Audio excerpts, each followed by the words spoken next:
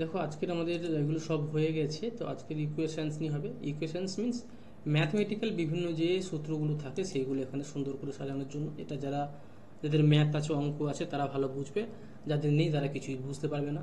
তো এইখানে দেখো প্রফেশনাল লাইনার আছে, নর্মাল টেক্সট থেকে শুরু করে যে সাইন যেগুলো বিভিন্ন রকম আছে, যেগুলো ফ্র্যাকশন যেগুলো আছে সেইগুলো শুরু করে বিভিন্ন র্যাডিক্যাল যা যা কিছু আছে সেগুলো এরা এখান থেকে তোমরা সুন্দর করে, যাদের সায়েন্স আছে, সায়েন্স ব্যাকগ্রাউন্ড, তারা তোমরা সুন্দর করে এখান থেকে ইকুয়েশনসের মাধ্যমে বিভিন্ন রকম করতে পারবে। যাদের ইনসার্ট নিউ যদি কিছু করতে চাও সেখান থেকে কিছু নতুন কিছু আনতে পারো এখান থেকে। দেখো এইগুলো, এই ছিল, এটা হচ্ছে ইকুয়েশনস ইনসার্টের। আর সিম্বলস কি, সিম্বল মানে এখানে সাইন, যে কোনো চিহ্ন, ডলার চিহ্ন আসতে পারে, এটা পাউন্ড চিহ্ন, তো ডলার চিহ্ন তোমরা দিতে পারো তোমরা।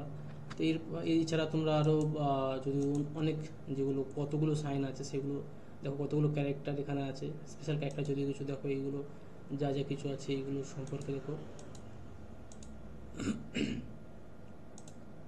চলে এসছে।